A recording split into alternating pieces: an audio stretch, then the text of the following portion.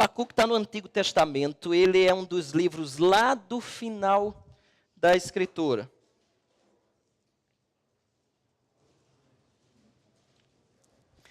Está lá, Abacuque.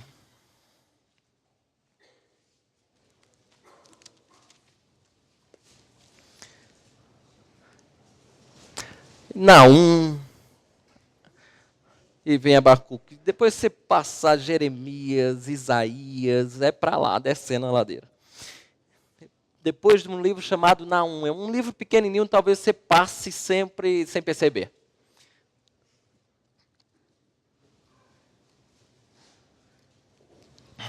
Eu quero convidar você que, porventura, não tenha Bíblia, não se constranja também, mas eu queria pedir a você que não fique sem Bíblia. Porque nós haveremos, embora hoje nós precisaremos tratar algumas coisas antes, eu desejaria que você tivesse com Bíblia, porque no momento que nós entraremos no texto, vamos fazer uso o tempo todo da Escritura. Então vai ser muito bom que você nos acompanhe. Por isso, se você não tiver Bíblia, aproveite, levante a mão, sem constrangimento algum. Não vamos pedir você para ler, nem vir aqui para frente, não vai ter nada disso. Você só vai ficar com a Bíblia e no final você devolve, tá bom? Então, se você tiver, ou melhor, não tiver Bíblia, dê só um sinal e alguém vai chegar a você e entregar uma das nossas Bíblias, tá bom? Abacuque, capítulo de número 1, verso de número 1 a 4. O texto sagrado diz: sentença revelada ao profeta Abacuque. Até quando, Senhor, clamarei eu, e tu não me escutarás? Gritar-te-ei violência, e não salvarás. Por que me mostras a iniquidade e me fazes ver a opressão? Pois a destruição e a violência estão diante de mim. Há contendas e o litígio se suscita.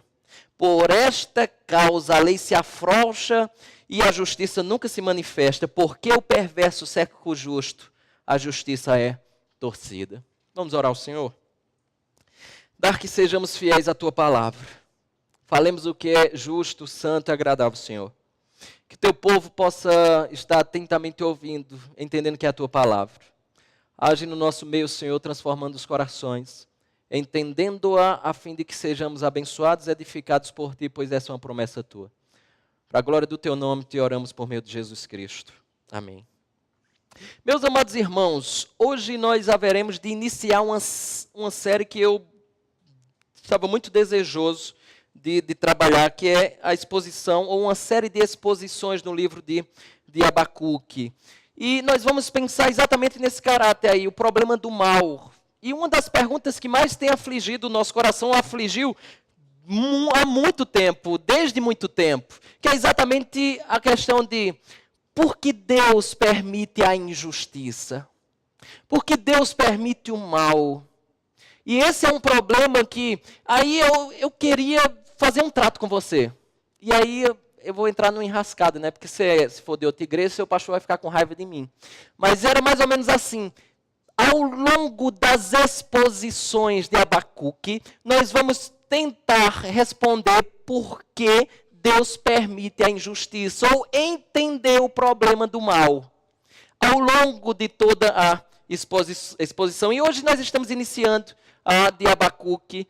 Tivemos a oportunidade de pensar acerca de Tiago e foi muito acrescentador para nós. E eu particularmente gosto muito desse tipo de trabalho. Isso era muito comum há tempos atrás, né, de você pregar um trecho, pegar um livro, prega lá o que a gente chama de perícope, um trecho específico que tem início, meio e fim.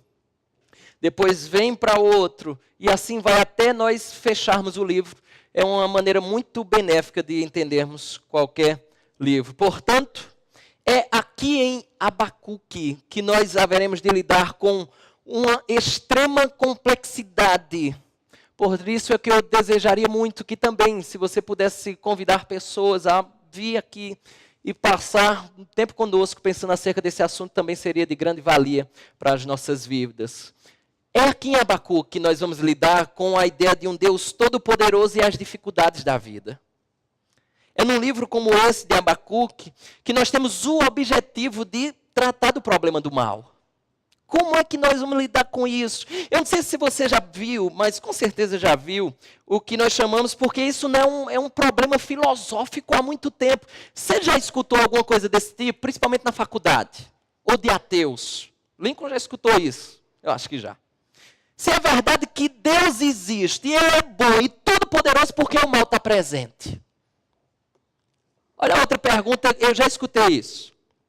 Se Deus é todo-poderoso, por que Ele não elimina o mal? Pergunta, por que é importante entender essas coisas? Do poder de Deus, do mal, do sofrimento ainda existindo. Tem um livro chamado Em Guarda, do Dr. William Lane Craig. Temos até esse livro na livraria, se você puder até degustar dele, será um presente para a sua vida. Ele diz assim, olha, ele está falando acerca de jovens dentro da igreja, que em determinado momento, principalmente quando ele entra na academia, na universidade, eles acabaram ou abandonaram a fé. Ele disse que levantou uma pesquisa de cerca de 40% dos jovens que adentraram nos campos universitários, eles acabaram perdendo a fé.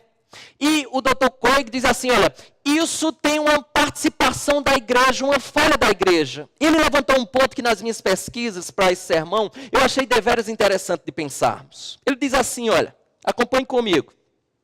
O Craig diz assim, por que esses jovens abandonam a fé quando entram na universidade? Falha da igreja, eu vou dizer por quê. Aí ele começa. Em vez de fornecer a eles um bom treinamento na defesa da fé, nós ficamos envolvidos em lhes proporcionar experiências de louvor carregado de emoção. Ficamos nos preocupando com suas necessidades e entretê-los. Não é à toa que eles se tornam presas fáceis para um professor que racionalmente ataca a sua fé. Sabe o que ele está dizendo aqui? Culto da mocidade do sábado.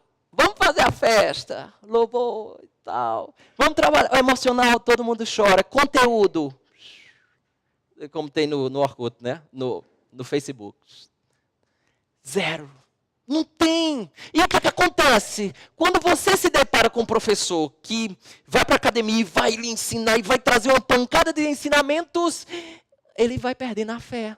Ele diz, sabia que eu nunca tinha pensado nisso? Sabia que eu nunca vi isso? Não é que ele tem razão? E às vezes, esse é o problema, porque às vezes a gente quer vir para a igreja ou culto de jovem, alguma coisa desse tipo, e quer beber água com açúcar. E quando chega na faculdade, a gente se depara com essas situações que nos complica nas mais variadas esferas.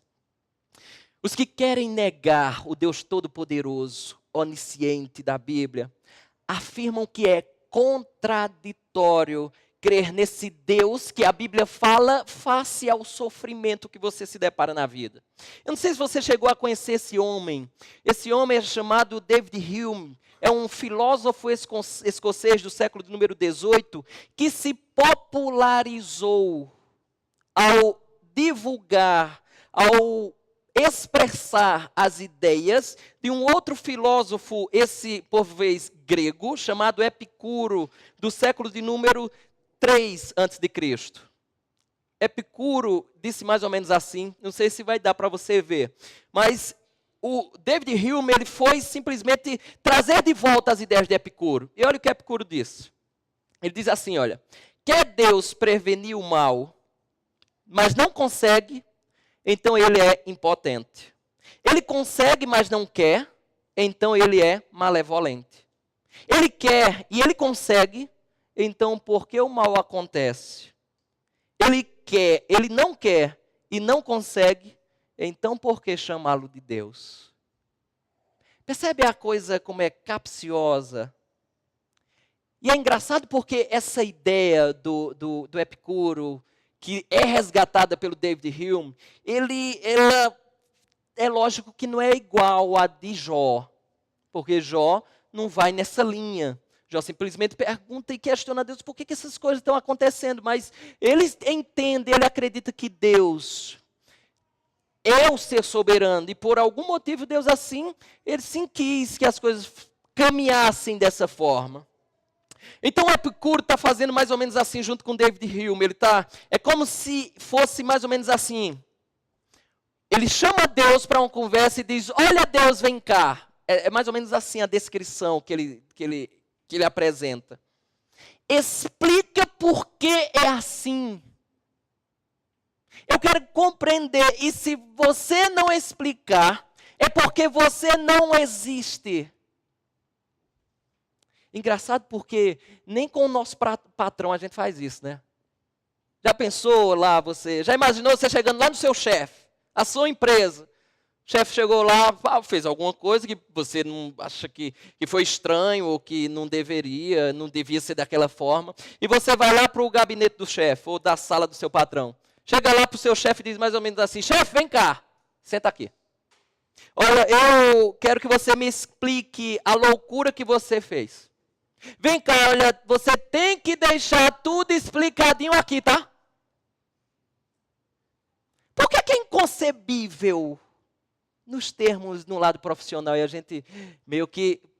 Não, mas não pode ser assim. Por que não pode? Porque ele é o dono. Ele é o chefe. Quem manda é ele, a empresa é dele. Eu sou maluco de fazer alguma coisa desse tipo. Imagina qual seria a resposta do seu chefe. Ô meu filho, tá bom, eu vou lhe explicar. Você traz a azulzinha amanhã, eu te explico tudo bem direitinho. Pode deixar comigo. É engraçado porque ele poderia dizer tranquilamente, filho, eu sou dono e devo explicações melhor, e não devo explicações a você. Se eu desejar explicar alguma coisa que eu fiz da minha empresa a você, eu vou fazer, se eu desejar. Se eu não desejar, eu não vou fazer. E como é que você entende? Você entende que ele não existe? Você entende mais ou menos assim, eu sei se esse rapaz é o dono mesmo da empresa. Não é engraçado como a gente tem dificuldade com essas questões, mas até no nosso dia a dia é frágil. Outros dizem assim, ó, e eu quero gastar um bom tempo com você, só para a gente amadurecer essa ideia do sofrimento, de mal, para adentrarmos e mergulharmos no texto, certo? Então eu vou gastar um bom tempo aqui para depois a gente vir para Abacuque 1. Muitos dizem assim, ó, há sofrimentos que são sem propósito. E tem um cara, um agnóstico chamado Bart Ehrman, que diz assim, olha, eu vou só seguir um exemplo do que ele diz. Eu vou provar para você que tem sofrimento que não tem propósito. E ele, num dos seus livros, diz o seguinte, ele diz, olha, a avó de 80 anos de idade, que é selvagemente estuprada e estrangulada. Outro exemplo, o neto de 8 semanas que de repente fica azul e morre. O jovem de 18 anos morto por um motorista bêbado a caminho do baile. E ele diz, tentar explicar e dizer que isso tem um propósito é ignorar aqueles que sofrem sem razão e sem fim. A pergunta é, um pastor e um belo teólogo chamado Tim Keller, ele refutou essa ideia do Bart Ehrman e disse o seguinte, perceba bem, ele diz, juntamente com a afirmativa de que o mundo está cheio de mal sem sentido, há também uma premissa oculta, uma sentença, tem algo oculto aí. E o que é que ele diz? A de que o mal parece sem sentido para mim. Isso é interessante. Você diz, eu não vejo sentido. O Tim Keller está dizendo, olha, há a premissa oculta de que o mal parece sem sentido para mim. Logo, ele deve ser sem sentido. Ele continua. Esse raciocínio, logicamente, é uma falácia. Só porque alguém não consegue ver ou imaginar um motivo para que Deus permita que algo aconteça, não significa que esse motivo inexista. Ou seja, se eu não consigo enxergar uma razão naquilo ali, aquilo não implica dizer que não tem sentido.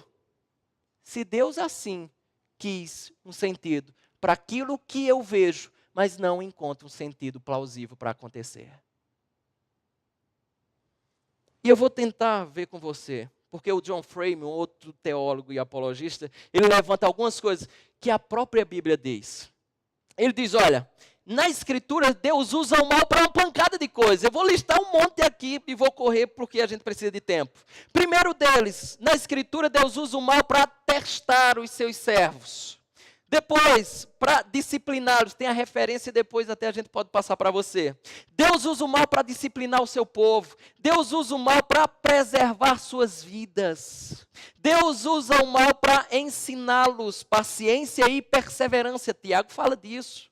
Deus usa o mal para redirecionar suas atenções para aquilo que é importante. Tem quando a gente está passando uma situação difícil e quando vem o mal na nossa vida, atinamos para aquilo que na verdade é importante para a nossa vida. Deus usa o mal para dá-los. Acho que eu pulei. Mas Deus usa o mal para... Eu pulei. Para dá-los maior alegria quando o sofrimento é substituído pela glória. Deus usa o mal para capacitá-los a confrontar outros. Deus usa o mal para capacitá-los a trazer testemunho poderoso da verdade.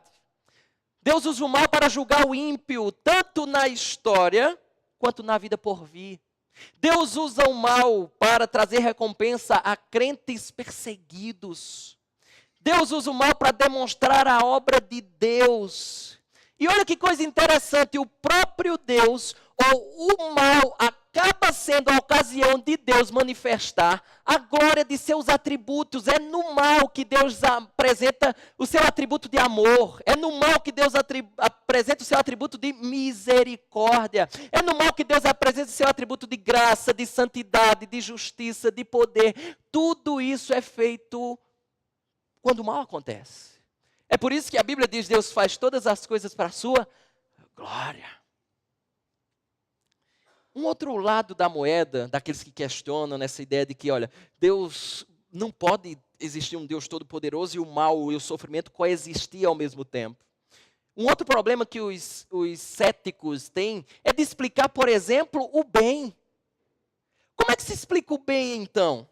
Como é que se explica a justiça, a bondade, a compaixão? Ou seja, a pergunta é, de onde vem a ideia de justiça? Ou seja, é necessário haver um referencial externo para que você tenha um padrão de justiça. E esse é um dos maiores problemas que os céticos têm de responder acerca do próprio Deus. Sem Deus não existe um padrão externo de justiça perfeito. Deixa eu levantar algumas questões para você. Não é verdade que nós nos sentimos obrigados a salvar alguém que caiu no rio, ou que está numa praia se afogando, a não ser que você também não saiba nadar, mas mesmo assim você fica louco para tentar salvar. Não é verdade que quando você vê algo desse tipo, olha, alguém roubando o celular de outra pessoa, a não ser que você seja bandido também, mas se você não for uma pessoa de bem, não é verdade que você fica indignado quando vê uma cena como essa? Quando você vê crianças mortas, quando você vê sua cônjuge sendo estuprada. O que eu quero dizer é que há um senso de justiça que nos move a considerar certas coisas injustas. A pergunta é, de onde vem isso? De onde vem esse senso? E aí, voltando um pouco ao problema do mal, mais uma vez retomando aquelas perguntas do Epicuro. Você acredita nesse Deus da Bíblia? Geralmente é assim que nos perguntam. Você acredita no Deus da Bíblia? Esse Deus que dizem que é bom, que pode tudo. E como é que você explica tanta maldade, sofrimento no mundo, pessoas passando fome, doenças e por aí vai? E eu quero levantar um ponto aqui com toda sinceridade. Esse é um problema difícil. Não sejamos soberbos. Esse é um problema difícil. Principalmente é difícil quando você tenta fazer com que uma pessoa que não ama a Deus entender esse problema. Exatamente porque eu queria colocar algumas coisas que vai lhe ajudar a compreender melhor isso e também compartilhar quando esse assunto vir à tona. Seja em qualquer lugar que você estiver. A verdade é que a existência do mal é um problema para todo mundo. Não é só para quem crê num Deus onipotente, poderoso, um Deus que é sábio, um Deus como é revelado pela Escritura. É um problema para todos. Sabe por quê? Porque todo mundo tem que responder a essa pergunta. E as respostas são das mais diversas. Deixa eu trazer para você respostas fora do cristianismo acerca do problema do mal. Por exemplo, no hinduísmo, no budismo. Deixa eu abordar o budismo. O budista, por exemplo, ele geralmente fala que o sofrimento e o mal é uma ilusão. Ele diz assim, olha, o mal, na verdade, é uma ilusão. E eu entendo que, na verdade, quando você trata o mal como uma ilusão, é você negar o sofrimento. E negar o sofrimento não produz qualquer amor para com a pessoa que está ao seu lado sofrendo. Por quê? Porque você não se identifica com a pessoa quando você diz que é ilusão. Você não reconhece a realidade do sofrimento da pessoa que está ao seu lado. Quando você diz que é ilusório, você está dizendo não é real. E dessa maneira você menospreza a dor do seu próximo. Deixa eu trazer um exemplo para você. Conhece esse garoto? Ou conheceu? Esse garotinho aqui chamou-se João Hélio. Lembrou dele? O João Hélio, no dia 7 de fevereiro de 2007, ao lado de sua mãe, teve o carro assaltado. E quando os bandidos entraram no carro, a mãe saiu e disse que ele, de alguma maneira, ficou preso no cinto do carro e ficou do lado de fora. E os bandidos simplesmente saíram com o carro arrastando o João Hélio pela rua lá do Rio de Janeiro. E esse menino morreu exatamente dessa forma, arrastado, preso ao cinto do carro. Imagina você chegar para a mãe do João Hélio no dia 8 de fevereiro de 2007. A mãe dele é essa loirinha que está do seu lado esquerdo. Imagina você chegar para a mãe do João Hélio, que acabou de perdê-lo de forma trágica, e dizer mais ou menos assim, olha, não se preocupe, esse sofrimento é ilusório. Percebeu? Isso seria trágico, terrível. Essa afirmação não é confortadora. E até pior, ela é uma zombaria. É zombar da veracidade, da realidade, da dor, do sofrimento de alguém que perdeu alguém querido. Já pensou, Lorena? Já imaginou uma coisa desse tipo? Essa atitude, na pior das hipóteses, é insensibilidade ao sofrimento do outro. Portanto, a teoria da ilusão, ela não resiste à experiência humana. Por exemplo, lembra disso aqui? Isso foi o tsunami ocorrido em março de 2011, lá no Japão. Dizem que missionários cristãos testemunharam do desespero de inúmeros japoneses diante da tragédia que lhe acometera. E afinal, não lhes foi possível afirmar que tudo aquilo era apenas ilusão. Não era real. Se nós afirmarmos também que é ilusório o sofrimento, nós vamos dizer que o próprio Deus é mentiroso, porque a vitória sobre o mal demandou o sofrimento do seu filho. E o sofrimento do Filho de Deus foi muito real. Uma outra visão que nós temos fora do cristianismo é a visão dualista. Já viu isso aqui?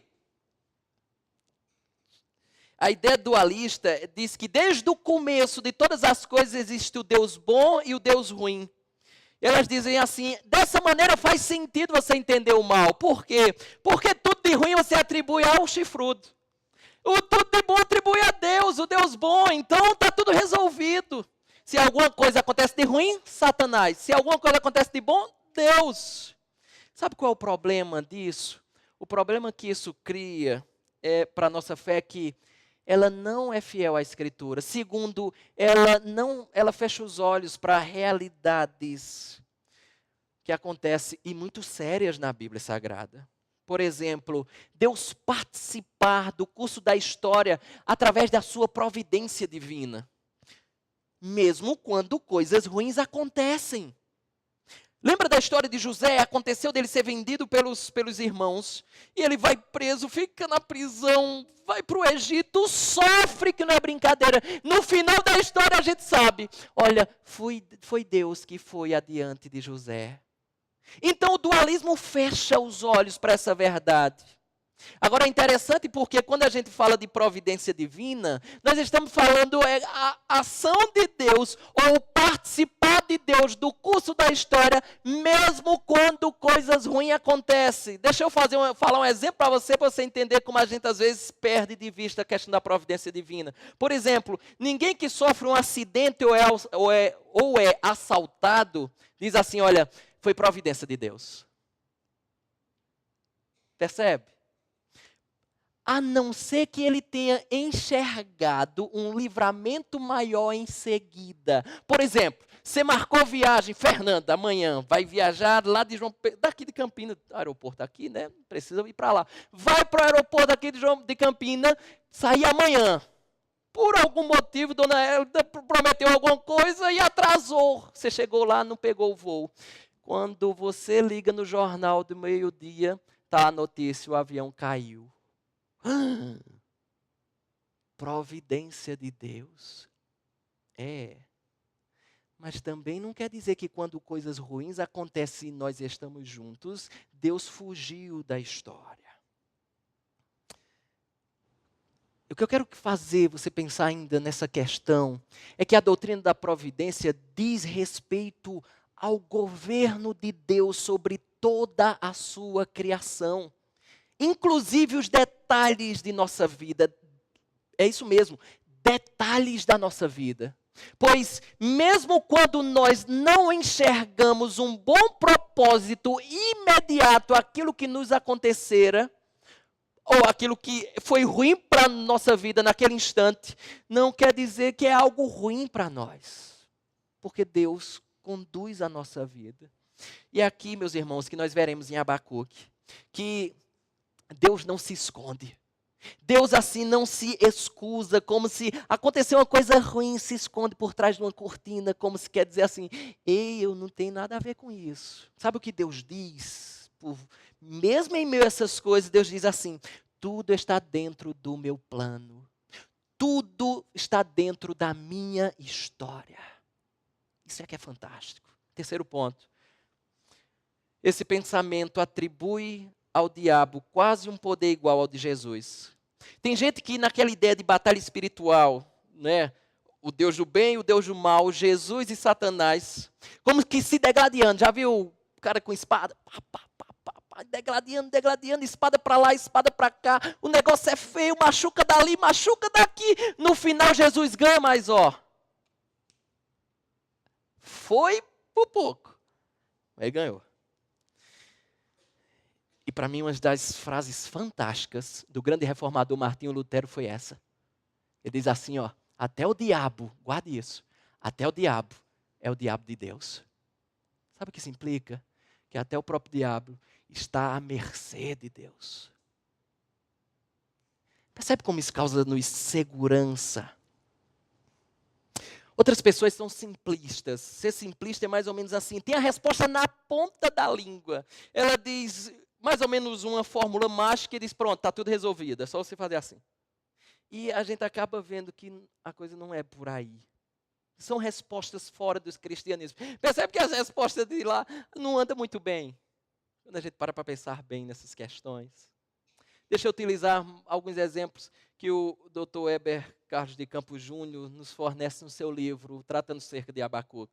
Ele diz assim, olha, às vezes o problema não é nem a questão da existência do mal. Às vezes o problema é de que, como é que a gente entende o porquê da coisa? Não é? Ele diz assim, eu até creio, ou nós dizemos, eu até creio que Deus existe, mas por que tem que ser assim? Eu entendo porque essas lutas todos nós temos em graus diferentes. Uns mais, outros menos, mas todos nós lutamos em alguns momentos da nossa vida, principalmente nos momentos de tempestades, de dificuldade. E Abacuque, irmãos, é precioso exatamente por isso, porque ele nos ajuda a entender isso. E é precioso porque o livro de Abacuque, ele nos fornece lições importantes para sabermos o porquê que determinadas coisas acontecem, o porquê e como deve ser a nossa reação diante dessas coisas. Quem está na igreja há muito tempo, lembra do livro de Jó, não lembra? Quem está na igreja há muito tempo, olha para o livro de Jó e amarra logo essa questão do sofrimento. Jó, sofrimento. Todo mundo se identifica com Jó, todo mundo gosta de Jó, todo mundo já aprendeu Jó, todo mundo fala de Jó. É interessante porque Jó é meio que o livro-chave para o sofrimento. E como reagir ao sofrimento. Mas é interessante porque aqui em Abacuque nós vamos ter uma coisa interessante. Porque em Abacuque, diferentemente de Jó, lá em Jó, Jó não é um livro que resolve esse problema. Jó é engraçado porque a gente gosta de Jó, mas ele não resolve o problema do mal. Lembra dessa questão? Lembra quando Jó passa o sofrimento todo, questiona, pergunta a Deus, e Deus dá a resposta a ele como? Perguntando. Deus não traz resposta para Jó. Deus faz pergunta a Jó do tipo mais ou menos assim, olha, Jó, onde é que você estava quando eu criei o mundo? Vem cá, onde é que você estava? Onde é que você estava quando eu coloquei ferrolhos no mar? Onde você estava quando eu fiz isso, quando eu fiz aquilo outro? Onde é que você estava? Você me instruiu em alguma dessas situações? E ele vai mostrando a sua grandeza, mas ele não faz, ou não dá nenhuma resposta, só faz pergunta. E aí é interessante porque na história de Abacuque a gente vai ter umas respostazinhas. E aí deixa eu entrar em Abacuque agora para a gente ir de forma muito interessante pensar nessas questões. Porque entendendo um pouco esse livro, a gente vai ser muito beneficiado. Abacuque. O nome do livro é o nome do seu autor. É interessante porque a grande dificuldade do livro de Abacuque, em certo sentido, na verdade do autor, é porque a gente não tem muitas informações acerca dele. As informações que nós temos acerca de Abacuque estão no livro de Abacuque. E a gente meio que não tem muita coisa. Até o seu nome significa abraço. Bom, não tem muita coisa. Mas vai guardando essas informações que agora vai começar a ficar interessante acerca do livro. A data que a profecia foi dada, ou seja, que o livro fora escrito, que ele recebeu essa revelação de Deus. Percebe que ele vai... A segunda palavra do livro tem revelada. Quando ou a data que tudo isso aqui que nós temos em mão foi revelado, nos parece que é por volta do início do reinado de um rei chamado Jeoaquim. Esse Jeoaquim foi o filho do grande rei Josias, portanto nós estamos aí no rei Jeoaquim, num período de 609 a 598. Quem sabe um pouco da questão bíblica vai saber muito bem por que essa informação é deveras interessante. Essa informação e o pano de fundo vai nos ajudar para entender exatamente tudo que Abacuque está falando. Vai fazer toda a diferença entender que Abacuque está vivendo, ou viveu os dias do rei Josias, guarda isso, e viveu também nos dias do seu filho Jeoaquim, o filho do rei Josias. Faz toda a diferença, eu vou provar para você isso. O grande evento político, é exatamente do livro de Abacuque, vai apontando para o cativeiro babilônico, ou seja, uma disciplina que Deus dá ao seu povo, o povo de Judá, pela desobediência a ele. E tudo isso vai culminar na derrocada do povo de Judá. Perceba bem, Abacuque é semelhante a Jó, em querer saber o porquê que uma nação mais má acaba prosperando no lugar de outra que vive de forma mais, digamos, mais correta. Por quê? E aí a gente vai vendo. Preste bem atenção. Primeiro ponto. A mensagem vem dos céus. Versículo número 1. Eu cravo o meu primeiro ponto dessa noite que eu quero pensar por vocês. Essa mensagem que ele recebe não é dele próprio. Observe. E mais uma coisa, nós temos um diálogo todo o livro. É um diálogo, uma conversa. E vai ser legal conversar aqui, ver a conversa, qual foi o assunto da conversa entre Deus e Abacuque. Verso de número 1, lembre-se disso, um diálogo. Ele diz assim, sentença revelada ao profeta Abacuque. Deixa eu trazer uma outra sugestão de tradução. Mais ou menos assim, olha, esta é a mensagem de Javé ou de Deus que o profeta Abacuque viu, ou que o profeta Abacuque recebeu. Essa é uma sugestão do Luiz Saião, um grande hebraísta brasileiro. Ele diz assim, é interessante a gente pensar nessa perspectiva. A mensagem é de Javé, de Deus. E Abacuque viu, foi revelada a ele. Portanto, sabe o que vai nos conduzindo, o primeiro versículo do livro de Abacuque, é que a mensagem fora revelada a ele. A mensagem veio diretamente do próprio Deus, não foi autoproduzida, não foi coisa da cabeça de Abacuque, não foi coisa que ele tirou do seu próprio coração. Ele não criou a sua mensagem ou a mensagem da sua própria imaginação, pelo contrário. Por isso que essa sugestão de tradução é interessante. Olha, é como se fosse assim, a mensagem não é minha, a mensagem é de Deus. Veio dos céus a mensagem, eu recebi. Vamos caminhar. Ponto 2. Aí a gente crava o segundo ponto até o final agora. Do verso 2 ao verso 4, é de que a nação de Judá, ou seja, a nação do profeta Abacuque precisa de correção. Vamos lá. Verso número 2, na sua parte A, diz assim: até quando, Senhor, clamarei eu, e tu não me escutarás? Deixa eu fazer outra sugestão de tradução. Seria mais ou menos assim: por quanto tempo, ó eterno Deus, por quanto tempo eu clamarei por socorro sem que tu ouças, sem que o Senhor atenda. Perceba que o teor da queixa aqui de Abacuque gira em torno de uma oração não respondida. Até quando, por quanto tempo? Observe que ele está reclamando para Deus os pecados da sua nação. Ele está dizendo mais ou menos assim: Senhor, a minha nação necessita de correção, a minha nação precisa de punição, não pode estar assim. E aí entenda aquela questão do pano de fundo que eu disse para você, que faz toda a diferença na compreensão do livro de Abacuque. Pois Abacuque reclama a Deus dos pecados do seu povo. E aí Abacuque, não meramente como profeta de Deus, ele estaria naturalmente preocupado com a lei do Senhor, porque o povo não está obedecendo à lei. Então, naturalmente, ele estaria preocupado em um povo que não está obedecendo à lei do Senhor, mas eu acredito que tem mais por trás aí. E é baseado também no que o Weber diz. Ele diz assim, olha, mais do que um profeta que está preocupado com a lei do Senhor e não está sendo obedecida, é mais do que isso. Possivelmente, Abacuque havia experimentado dias moralmente melhores no tempo de Josias. Por isso que faz diferença entender os reis. No tempo de Josias, ele tinha experimentado dias melhores. Quem é Josias? O pai de Jeoaquim, que está reinando nesse período. Perceba o que o cronista diz lá, 2 Crônicas, capítulo de número 34, verso 33. Olha só, Josias tirou todas as abominações de todas as terras que eram dos filhos de Israel. E a todos quantos se acharam em Israel, os obrigou a que servissem ao Senhor seu Deus. Enquanto ele viveu, não se desviaram de seguir o Senhor, Deus de seus pais. Alguns dizem que o período de Josias foi a Era Dourada. A Era de tempos maravilhosos.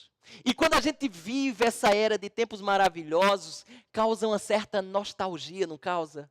Uma certa lembrança, doce saudade. É como mais ou menos isso. Já viu esse time aí? Esse time era bom ou não? Time da Copa de 70. Quem já assistiu Pelé jogar? Assim, pelo cabelo, a gente... Quem já viu o Pelé jogando? Olha que time, até hoje tido como um dos melhores de todos os tempos. Pelé, Tostão, Jairzinho, Gerson, Rivelino. Essa pancada de gente. Aí a gente passa para 82. Falcão, ali Sócrates, Cerezo, Zico. E aí a gente olha para tudo. Que tempo maravilhoso. Aí a gente... lembra de 2001, não sei se você lembra, mas foi ano de tristeza para a gente que gosta de futebol. 2001, o Brasil perde para Honduras. E perde para Honduras e foi eliminado da Copa América. Não ficando satisfeitos, em 2001, nós ficamos em terceiro lugar na Copa das Confederações, perdendo para a Austrália. E lembrar de 2001, quando a gente viu esse cara jogar. Eu estou falando agora do meu tempo. Para quem viu Romário, Bebeto, Ronaldo. Em 2001, estava vendo o Magno Alves. Com todo respeito, se tiver algum familiar dele aqui. Ou Afonso Alves. Até hoje eu não sei nem onde esse homem mais está. Ou ter assistido a Ayrton Senna e depois ver o Barrichello. Percebe essa sensação? Lembra? Mais um outro ponto. Conhece esse cara? Tom Jobim. Olha Tom Jobim. Olha a música de Tom Jobim chamada Wave. Ele diz assim: vou te contar, os olhos já não podem ver, coisas que só o coração pode entender. Fundamental é mesmo o amor, é impossível ser feliz sozinho. Olha que bela canção. Vamos lá, porque agora não parou. Conhece isso aí? O bonde do Tigrão. Aí quem escuta, fundamental é mesmo o amor, é impossível ser feliz sozinho. Aí vem para o bonde do Tigrão, aí é mais ou menos assim: são as cachorras, as preparadas, as popozudas, o baile todo. Ou para quem está mais desse período, mais ou menos assim: se ele não te ama, se ele não te quer, vê se me esquece. Se me odeia, deita na BR, toda a igreja junto, louvando. Se me odeia, se me odeia, deita na BR. Meus irmãos, deu para entender agora o que eu estou querendo dizer? Os anos dourados da segurança. Quem é mais antigo também? Por exemplo, eu ainda peguei um tempo que eu viajava para Cabedelo e nós dormíamos com as portas abertas. Eu lembro de coisas, histórias da minha casa, né? Meus pais já contaram, que inúmeras vezes você saía na cidade de Campina Grande mesmo, passeando altas horas da noite sem preocupação alguma. Por quê? Segurança, tranquilidade. Andávamos pelas ruas da noite sem qualquer receio. E quando a gente lembra disso, é mais ou menos assim, ó. Ah, como era bom. Ah, que saudade desse tempo. Agora você entendeu o que eu estou querendo dizer. Lá atrás, esse é o sentimento de Abacuque. Ele viveu dias maravilhosos, Gitana, de andar nas ruas totalmente seguro. Ele viveu os dias de Pelé e estava vendo Afonso Alves jogando. Abacuque viveu dias maravilhosos lá atrás, no tempo do rei Josias. E agora Abacuque está olhando e vendo os dias de hoje, não são simplesmente ruins. Os dias que Abacuque está vivendo são terríveis. Não são simplesmente ruins. Com a morte do seu pai, ou melhor, com a morte do rei Josias, vieram reis maus tomar posse do trono. Veio um tal de Jeoacás, que também foi filho do rei Josias, e esse reinou 3 meses, mas foi tempo suficiente para a Bíblia dizer, ele fez o que era mal perante o Senhor, 3 meses. E a Bíblia diz, ele fez o que era mal perante o Senhor. Em seguida veio Jeoaquim, o cara do momento de Abacuque. E Joaquim está lá no momento. E é nesse período que entendemos ter sido a profecia de Abacuque. Agora preste atenção na descrição que Abacuque faz da sua profecia. Olha só. 2 Reis 23, verso 36 a 37, diz assim, olha. Tinha Joaquim, o rei do período de Abacuque. Tinha Joaquim a idade de 25 anos, quando começou a reinar e reinou 11 anos em Jerusalém. Verso 37, fez ele o que era mal perante o Senhor. Joaquim vinha conduzindo a nação cada vez mais perto da calamidade. Jeremias, esse Jeremias que você tem na Bíblia, ele é contemporâneo de Abacuque. E Abacuque... Melhor, Jeremias começa na sua profecia, levantando a questão e mostrando a diferença que existia do seu pai Josias para ele, o próprio Joaquim. Olha o que Jeremias fala acerca disso. 22 de Jeremias, verso 13, 15 e 17. Ele diz assim, olha, ai daquele que edifica a sua casa com injustiça e os seus aposentos sem direito, que se vale do serviço do seu próximo sem paga e não lhe dá o salário. Agora observe o que Jeremias diz acerca do pai de Jeoaquim, que é Josias, verso de número 15. Olha o que ele diz, reinarás tu só porque rivaliza com outro em cedro? Acaso teu pai não comeu e bebeu e não exercitou o juízo e a justiça? Por isso tudo lhe sucedeu bem. Verso 16. Julgou a causa do aflito, do necessitado, por isso tudo lhe ia bem. Porventura não é isso conhecer-me, diz o Senhor. Aí ele vem. Agora deixa eu descrever você. Ele entra, verso 17. Mas os teus olhos, Jeoaquim, filho de Josias, e o teu coração não atenta senão para a tua ganância e para derramar o sangue inocente e para levar a efeito a violência e a extorsão. Sabe o que significa? É de causar tristeza à situação na qual Abacuque está vivendo.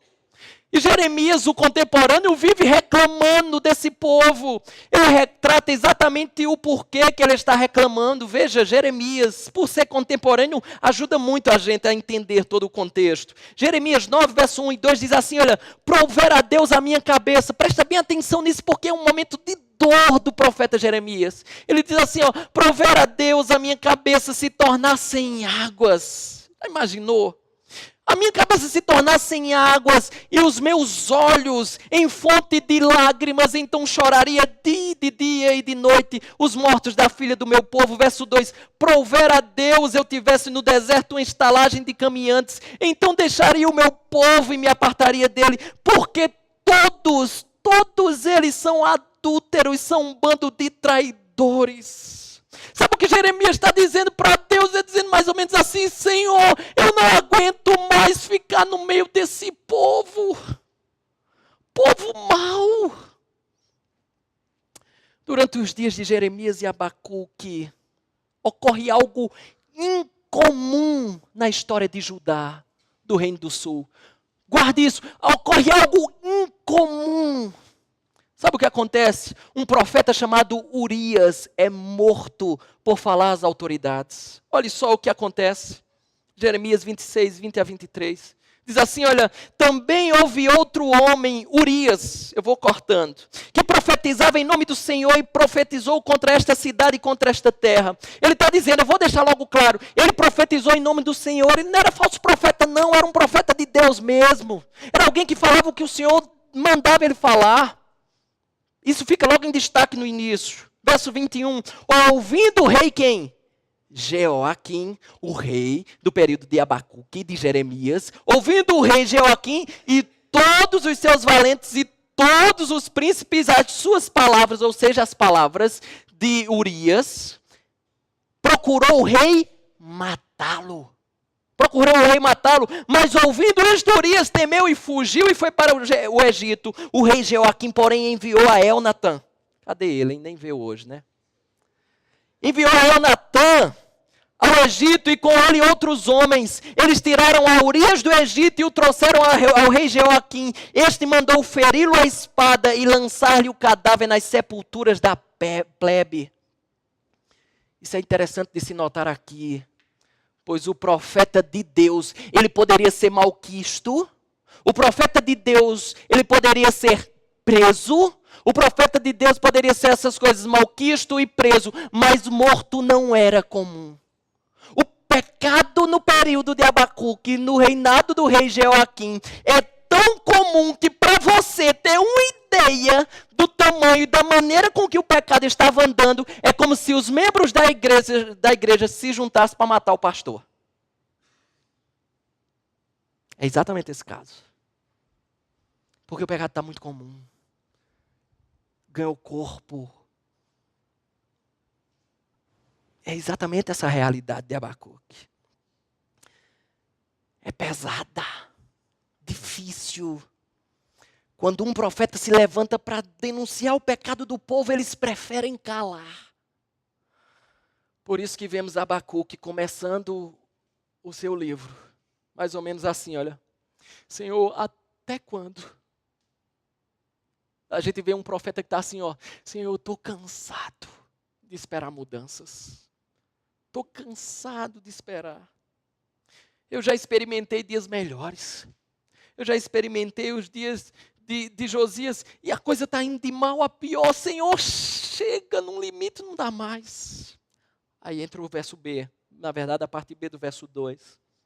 Ele diz assim, olha: gritar-te-ei violência e não salvarás. Essa parte do versículo B, do versículo 2, parte B, tem duas coisas interessantes aqui. Primeiro, a sua própria tradução. Olha uma sugestão de tradução. É mais ou menos aqui, ó. Aqui a ideia de violência seria aquele caso da morte do profeta Urias, profeta de Deus, como também a ideia de violência como opressão social. Então pode entender nessas duas perspectivas a palavra violência aqui. Então ele está dizendo, Senhor, até quando gritarei a ti? Está havendo violência, estão matando o teu povo, estão oprimindo de forma pesada as pessoas. Até quando denunciarei todas estas coisas ao Senhor, sem que o Senhor intervenha? A palavra intervém aí, ou melhor, não salvarás, no final do verso 2 é não intervir. É por isso que ele está dizendo, até quando eu vou dizer todas essas coisas e o Senhor não vai intervir? Preste bem atenção, Abacuque é um livro bem pequenininho, 3 capítulos, mas ele usa algumas palavras, ou uma palavra muitas vezes, como por exemplo a palavra violência. Ele usa no seu livro 6 vezes. Se você parar para prestar atenção, quando um profeta, nessas questões, usa a mesma palavra muitas vezes, é porque aquilo é um problema sério. É interessante porque em outros livros grandes, como por exemplo os Salmos, Salmos tem a palavra violência 14 vezes. Provérbios, um outro livro grande, tem a palavra violência 7 vezes. Abacuque, um livro desse tamanho, tem 6. O que ele está querendo informar? Isso é uma coisa grave. Abacuque está dizendo, Senhor, eu estou muito preocupado com isso na nossa sociedade. E o termo violência é o mesmo termo utilizado lá em Gênesis 6, quando antes, no período do dilúvio, lembra? O período do dilúvio um período de extrema calamidade, pecado, situações complexas, e mesmo assim é o termo utilizado aqui. O que foi que aconteceu lá? Deus mandou o dilúvio. Temos uma noção do que estava acontecendo aqui em Abacuque. É como se Abacuque estivesse dizendo para Deus, Senhor, por que o Senhor está inativo? Senhor, por que o Senhor está parado? Senhor, por que o Senhor não está fazendo nada? Faz isso não. Abacuque está atormentado, pedindo que Deus faça alguma coisa. E é interessante porque não com um tom de ordem. Abacuque não está aqui usando esses termos, gritarei ou gritar-te-ei, violência e não salvarás, clamarei. Ele não está aqui dando uma ordem a Deus, não está dando um mandato a Deus. É mais ou menos assim, Senhor, por favor, faz alguma coisa. É dor. É alguém que sabe o que está vivendo. Verso de número 3. Se antes for até quando, no verso 3 entra o porquê. Verso 3 diz, por que mostras a iniquidade e me fazes ver a opressão? Pois a destruição e a violência estão diante de mim. Há contendas e o litígio se suscita. Outra ideia aqui é de que, por que fazes, Senhor, presenciar, ver essas coisas? Senhor, injustiça e sofrimento. Olha, eu vejo essas coisas e o Senhor apenas olha. Olha, enquanto elas estão diante de mim, opressão e violência, litígio e conflito. A palavra litígio aqui traz a ideia de disputa, discordâncias. Perceba que ele usa pares, 3 pares. Observou o verso 3? Olha, Senhor, verso número, por que me mostras iniquidade e me fazes ver opressão? Destruição e violência, contendas e litígios. Ele usa pares. Sabe por que ele usa pares? Porque é a maneira que um hebreu, que é exatamente Abacuque, tem de enfatizar uma coisa. Quando ele usa pares, ele está querendo dar ênfase a essas coisas. Ele está dizendo, essa é a realidade, Senhor. Verso de número 4. Parte A. Por esta causa a lei se afrouxa. Por que causa? Porque o Senhor não intervém. Sabe o que eu quero dizer, Senhor? Porque o Senhor não intervém, a lei se afrouxa. Olha, a lei é ineficiente, a lei é ineficaz. Ou seja, a lei não funciona. A lei não funciona. Não adianta ter a melhor lei do mundo. De nada aproveita se ela não é aplicada, se ela não for mantida. Parte B do verso 4. E a justiça nunca se manifesta. Ele está dizendo, Senhor, não há justiça. Olha, a pergunta é, por que não há justiça? Ele responde na parte C do versículo 4. Olha o que ele diz. Não há justiça, porque o perverso cerca o justo. A justiça é torcida. O justo aqui é o inocente. O justo aqui é o crente também. Sabe o que ele está dizendo? Essa expressão é extremamente interessante para pensarmos. O perverso cerca o inocente. O que ele está querendo dizer com isso? Quando ele diz o perverso cerca o inocente, ele está trazendo a concepção de que o perverso é mais numeroso do que o justo. E por isso, a justiça não é exercida. Pelo contrário, ela é pervertida, ela é torcida, ela é mudada. Você que é da área de direito. Já imaginou você indo para o fórum com todas as provas incontestáveis, mas sem qualquer esperança de que a justiça seja feita? Sem a mínima esperança. É exatamente o que ele está dizendo aqui. Senhor, não há prática da justiça. Que sensação é essa? Deixa eu trazer 5 rápidas lições do que todo esse texto fala para nós, ou falou para a gente nessa noite. Primeira lição. Eu quero dizer para você que dizer até quando nunca foi pecado. Por quê? Porque muitas vezes nós aprendemos que nós não devíamos perguntar a Deus o porquê. Nós devíamos perguntar a Deus o para quê.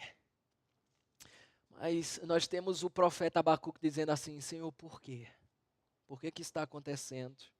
Até quando eu quero trabalhar 2 aspectos. O segundo, trabalhar melhor lá no final. Mas 2 aspectos da palavra até quando dá para a gente entender aqui. Primeiro deles, o sentimento de dor, de choro.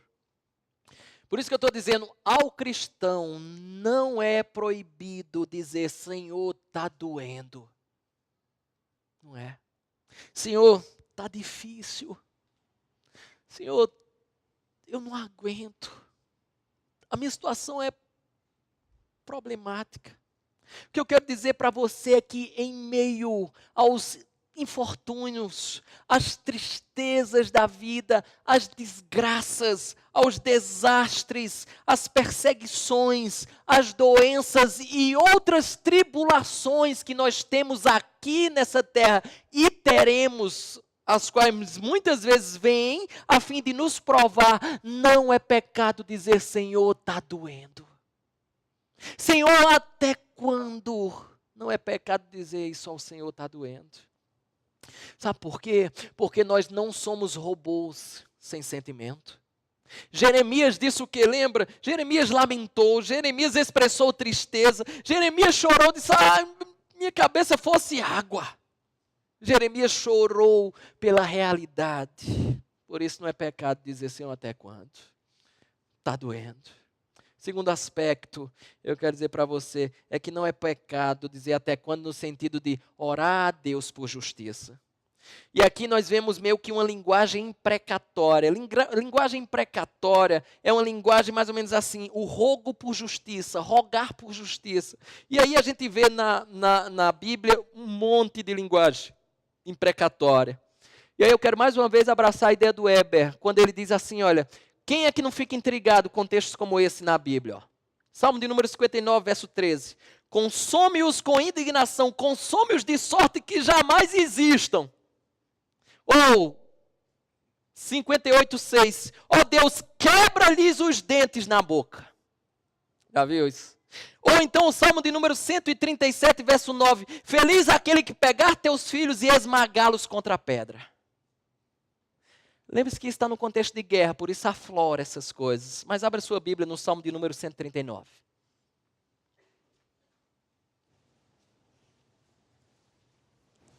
Salmo de número 139.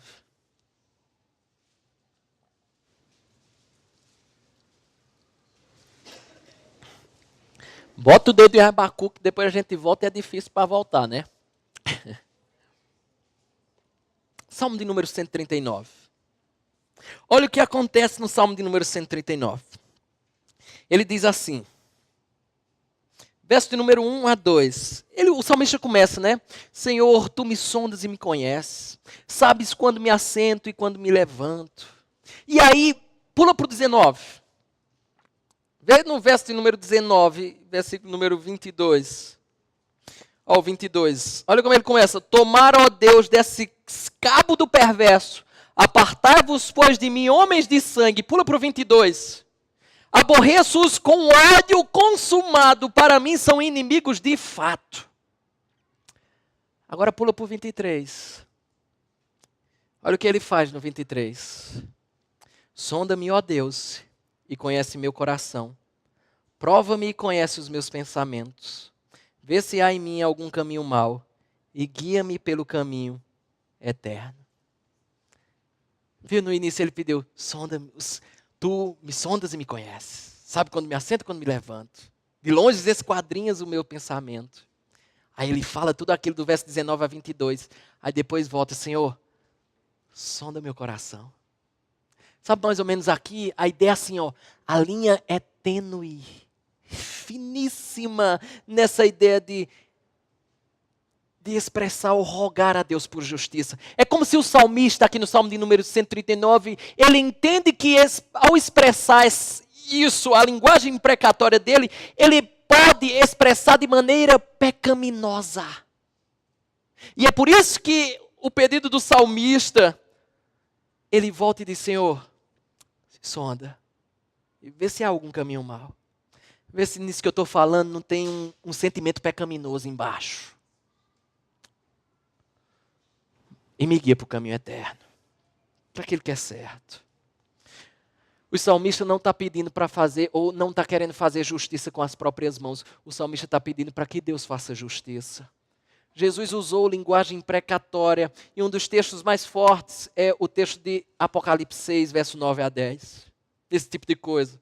Não é pecado rogar a Deus por justiça. Olha só, quando ele abriu o quinto selo, vi debaixo do altar almas daqueles que tinham sido mortos por causa da palavra de Deus e por causa do testemunho que sustentavam. Nós temos aqui almas santificadas de forma plena, almas perfeitas. No céu, alma perfeita, plena. Não tem pecado no meio. Almas rogando a Deus, verso 10. Clamaram, as almas clamaram em grande voz dizendo, até quando? Até quando, ó soberano Senhor, santo e verdadeiro, não julgas, nem vingas o nosso sangue dos que habitam sobre a terra? Não é pecado dizer que está doendo, nem é pecado rogar por justiça. Porém, tenha cuidado, para que você não faça isso, rogando justiça a Deus, não faça de maneira pecaminosa. Lição 2. A lição 2 é que quanto menor a quantidade de sal, ou seja, de cristãos genuínos, autênticos no mundo, mais podre esse mundo será. O que eu quero dizer com isso? Quanto mais deixarmos de ser o que a Bíblia nos chamou a ser nesse mundo, por isso nós lemos o texto de Mateus capítulo 5 no início. Ser sal da terra e luz do mundo. Já viu coisa desse tipo? Pesquisando também, antes que tivesse refrigeração ou outros métodos modernos para conservar os alimentos, para esse fim, sabe o que se fazia? Empregava muito sal. Aqui é uma pitadinha de sal. Mas antes que existisse o refrigerador e a geladeira, o que é que se fazia? Jogava muito sal para que a carne, ou para que fosse retardado o apodrecimento da carne. Qual a função do sal? É retardar o apodrecimento. De duas uma. Ou tem pouco sal nesse mundo, ou o sal que existe não tem exercido a sua função. Porque é inegável que o nosso mundo está cada vez mais podre. Caminhando de mal a pior. Cada vez mais atolado no pecado. Você jamais será sal, deixa eu dizer isso para você. Você jamais será sal se porventura você entrar, por exemplo, na política e fazer, política ou qualquer outra esfera, fazer as mesmas coisas ou utilizar os mesmos artifícios ímpios que esses homens usam nas mais variadas esferas para se dar bem na vida. Deixa eu esclarecer uma coisa. Lembre-se, nós somos sal da terra. Nossa função é retardar, nós não somos medicina que cura. Nós somos sal da terra, nós retardamos o apodrecimento desse mundo. A cura virá um dia, quando o nosso rei voltar. É isso mesmo que ele me promete. Lição de número 3. Ore pelos seus líderes, para que Deus abençoe essas pessoas. Eu sempre digo que é algo assim, constrangedor e de forma humilde ao mesmo tempo. Porque eu estou pedindo para orar por mim mesmo. Sabe por quê eu estou falando isso? Qual é o intuito de dizer, ore por seus líderes? Você de outra igreja que está aqui nessa noite, ore por seu pastor. Ore pela liderança da sua igreja. Ore por essas pessoas. Qual é o intuito de nós pensarmos nisso? Porque líderes insensatos são maldição para o povo. Eles não são bênçãos. Não é bênção de Deus um líder insensato. Lembra quando eles eram fiéis, Josias? Que tempos, que dias. Joaquim, mal. Tempos ruins. Ore por esse povo. Porque quando esse povo é fiel a Deus, o povo de Deus que está junto lá é dirigido e cada vez mais agrada o Senhor. Ore por esse povo. Quarta lição, e essa talvez é uma das coisas que mais me chamou a atenção quando eu estava pensando nesse texto e olhando outras pregações acerca desse mesmo texto. Deus nos deu ira, escute bem isso que eu estou lhe dizendo. Deus nos deu ira para que nós não fôssemos passivos diante da injustiça. Isso está no versículo 3 e 4. Abacuque está irado com a injustiça. E aí eu quero dizer uma coisa. A ira em si, ela não é pecado. E é por isso que a Bíblia diz, Efésios capítulo 4, verso 26a, irai-vos e não pequeis. Eu vou tentar provar para você que ira foi algo que Deus nos deu. Deixa eu dar algum exemplo. Imagine você diante de uma cena, vendo alguém dentro da sua casa, fazendo algo do tipo com o seu filho pequenininho. Como aconteceu com essa criança aí. Um pai, ou foi, se não me engano, um padrasto, que sozinho com ela, por coisa de criança, alguma coisa que a criança fez de brincando ou de zoada, de barulho, simplesmente essa pessoa chegou e desceu a mão sobre ela. Eu não estou dizendo que você não deve corrigir, e eu entendo que nós devemos corrigir com palmada. A Bíblia diz que é com vara também, mas eu acho que você não, eu tenho certeza que isso não deve ser feito. Isso é agressão. A criança foi ferida, espancada. Não é para espancar, é para corrigir, é o que a Bíblia diz. Inclusive a Bíblia diz, deixa os vergões, que é para quando ele lembrar. Mas não é para espancar, isso é espancamento. Imagine você diante desse cara, agredindo essa criança e ficar lá olhando, passivamente. Ou então você vê alguém como esse homem sendo espancado, que foi o que aconteceu com ele. Geralmente isso também acontece com idosos. Quem já não viu cenas como essa? De pessoas que cuidam de idosos e às vezes chegam na cabeça, balançam, bate, porque essas pessoas já não têm condições de reagir. Imagine você vendo essa cena e sem se irar. Imagine você assistindo tudo isso sem que isso mexesse com você.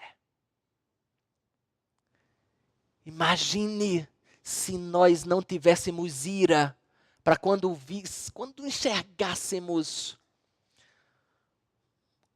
um estupro, um assassinato. Imagine sem ira. Portanto, o que eu quero dizer é que a ira foi dada por Deus para que nós reagíssemos contra as injustiças desse mundo. Agora é lógico que muitas vezes as nossas reações são pecaminosas e não há dúvida. Mas é por isso que a Bíblia fala, irai-vos e não pequeis. Por quê? Porque a ira em si, ela não é pecaminosa. Minha quinta e última lição para você, para nós nessa noite. Quinto ponto. Nós temos que ter um clamor parecido ao de Abacuque diante de Deus. Ante aos pecados, maldades, seja na igreja, seja no mundo. Quando a gente não faz isso é porque a gente está anestesiado. Quando a gente não clama mais a Deus, a gente olha para todas essas coisas e é como se ela já não fizesse mais diferença para a gente. Eu sei que justiça plena não vai depender de nós. Mas quando a gente vê injustiça, nós temos que nos indignar com essas coisas. Rogando para que Deus, Senhor, faça justiça. Deixa eu concluir meu sermão da noite usando uma música que há muito tempo eu pensava em usar nos meus sermões. E eu nunca encontrava, até que eu pensei nesse sermão, eu disse, encaixou. Pelo menos eu acho que encaixou. Tem uma música do grupo Revelação, é um grupo de pagode que tem por título o nome Pai. Eu não sei se você já viu, mas se você não viu, acompanhe o que essa canção diz. Ela diz assim, olha, o nome dela é Pai. Pai, Pai, que tudo fez, que tudo faz, ó Pai, ó Pai. Pai, Pai, que é força, vida, luz e paz, ó Pai, ó Pai. Olha o que ele começa a dizer. Tá todo mundo louco, tá tudo diferente. O rico acha pouco, a gente quer ser gente. O mundo tá uma zona e o medo da insônia. O clima tá em coma, coitada da Amazônia. A filha da vizinha nem 13 anos tem, largou a mamadeira, já teve um neném. E o crime está na moda, o carro está blindado, a roda viva roda, o mundo está mudado. Pai, Pai, que tudo fez, que tudo faz, ó Pai, ó Pai. Ele continua. E o cara, cadê? E o cara que eu votei caiu na CPI, jurando não roubei, quase morri de rir. E o homem vai à lua, se enche de poder, a criança na rua sem ter o que comer. Ele continua. Tá tudo liberado, é só pirataria. Tô sendo assaltado, a letra é em melodia. E todo mundo quer é só levar vantagem para meter o pé e ficar de sacanagem. Olha o que ele diz. Tá barra do jeito que tá. Tá tudo virado de pernas pro ar. Será que existe um lugar para a gente cantar, ser feliz e sambar? Pai, Pai, que tudo fez, que tudo faz. Ó Pai, que é força, vida, luz e paz. Ó Pai, Pai. Meus irmãos, se um ímpio olha para esse mundo e diz, está tudo de pernas para o ar. Se um ímpio percebe tanta maldade, eu quero convidar você a ter o mesmo sentimento de Abacuque. Porque muita maldade temos visto entre o povo de Deus mesmo.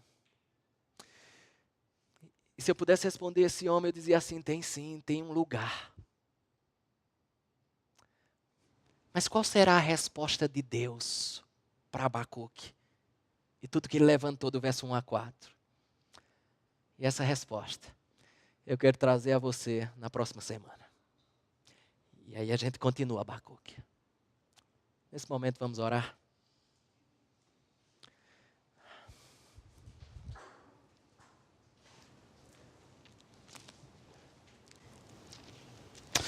Senhor, nós queremos aproveitar esse momento reflexivo, quando pensamos exatamente acerca de tanta maldade, na realidade de Abacuque e de Jeremias, mas quando nós enxergamos também a nossa realidade.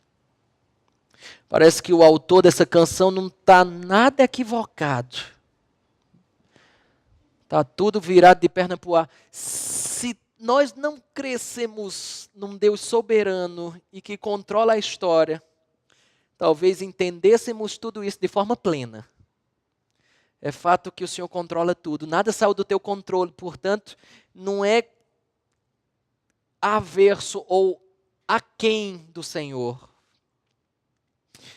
mas é inequívoco, ou inequívoca a percepção de vermos tanta maldade. Só num sermão como esse nós vemos o caso do próprio João Hélio, sendo arrastado pela rua, preso a um cinto, sendo fritado pelo asfalto, sem que haja um pingo de compaixão naquele que está no volante. Nós vimos realidades de pessoas agredidas. Nós vimos a história, a realidade de Abacuque, ou do próprio profeta Urias, que foi morto por falar a palavra de Deus. A nossa oração para ti, Senhor, é: até quando? Até quando, Senhor, veremos Datena, veremos tantos outros com seus noticiários que, se apertássemos um pouco a televisão ou os jornais da nossa cidade, pingava sangue? Até quando, Senhor, veremos tudo isso? Bendito será o dia que tudo vai voltar à ordem. Mas, Senhor, enquanto não volta, intervém. Intervém nessas questões. Intervém ou traz juízo sobre essas pessoas que têm derramado sangue inocente. Que o nosso coração se aperte ante a tanta injustiça, tanta maldade nesse mundo. Faz isso, Senhor, para a glória do teu próprio nome. Assim nós te oramos agradecidos. Amém.